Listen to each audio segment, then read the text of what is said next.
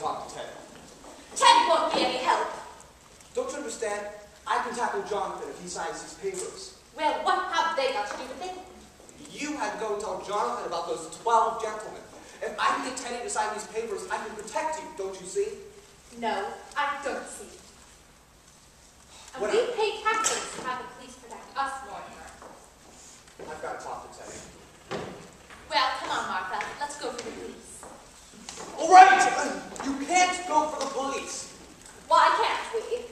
Because if you tell the police about Mr. Spinoza, then they'll find Mr. Hoskins. Then they'll get curious and discover your other 12 gentlemen. Mortimer, we know the police better than you do. I don't think they'd pry into our private affairs if we asked them not to. They would have to report to headquarters. I don't think they'd bother. If there's one thing policemen hate to do, it's to write. But, Aunt Martha, you couldn't count on that, and you couldn't expect a judge and jury to understand. Oh, Judge Coleman would. Yes, we know him very well. He always comes to church to pray, just before election. And he promised he'd come to tea someday. His wife died several years ago, and it's left him so lonely. Well, come on, Martha. No! You can't have Judge Coleman over for tea, and you can't go to the police.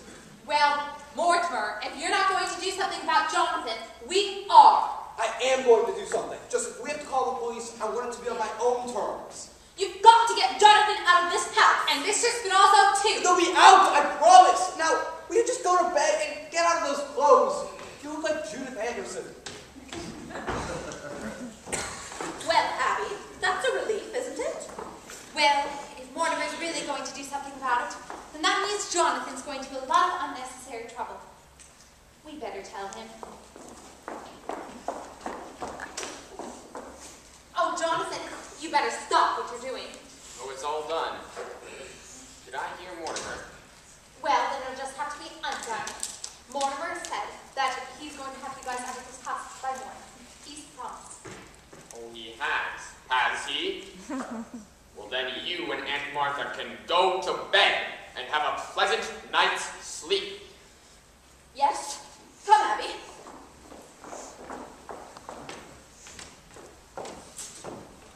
Good night, Nancy's. Not good night, Jonathan. Goodbye. By the time we get up, you and Jonathan, you and Dr. Einstein will be out of this house. Mortimer's promised. And Mortimer is back. Yes, he's up here talking to Teddy. Goodbye, Jonathan. Goodbye, Jonathan.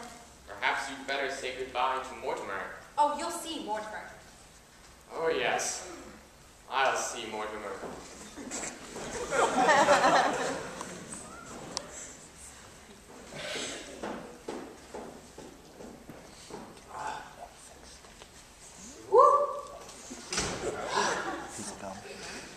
That's all fixed up. It is smooth like lakes. Nobody will ever know we were done. Oh, that bed feels good already. 48 hours and we did not sleep. Let's go, yeah? You're forgetting, Doctor. What? My brother Mortimer. Oh, Johnny, tonight? It was at tomorrow, so wasn't it? No, tonight. Now. But Johnny, I'm tired, and I've got to operate on you in the morning. Yes, you're operating tomorrow, Doctor.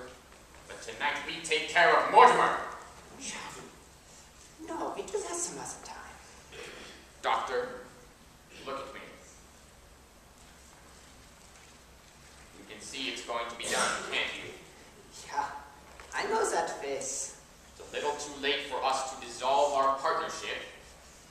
Okay, but we do it the quick way, like in London. Oh no, I think this calls for something special. I think, perhaps, the Melbourne method. No, not Melbourne. 2 hours. And when we were finished, the fellow in London was just as dead as the fellow in Melbourne. Oh, but in London there was no aesthetic satisfaction to it. But in Melbourne there was something to remember. Remember, I wish I didn't. Not Melbourne, not me. Yes, Doctor. Where are the instruments? I won't do it, Johnny. I won't do it. Get your instruments. No, Johnny. Where are they? Oh, yes. You hid them in the cellar. Where? I won't tell you. I'll find them, Doctor. Don't do that, Mr. President! I cannot sign any proclamation without first consulting my cabinet. But this must be a secret. A secret proclamation? How? Japan doesn't know until it's signed. Japan! Those yellow devils! Right away, cabinet can be told later. All right, let's go. You wait here. A secret proclamation must be signed in secret.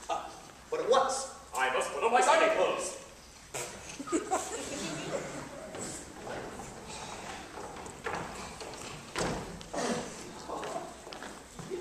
You go now. I'm waiting for something very important. No, you're not. You go. What, Dr. Einstein, you seem like a nice enough fellow. I'm going to give you a little bit of advice. Get out of this house. I'm warning you. Get out! Dr. Einstein. Alex, this is about Jonathan. Jonathan doesn't worry me anymore.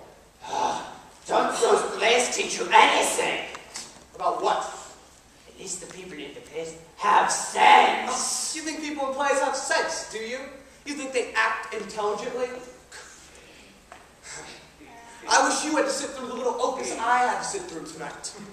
God, these plays are brutal. There's this fellow. He's supposed to be bright. Yet he knows he's in a house with murderers.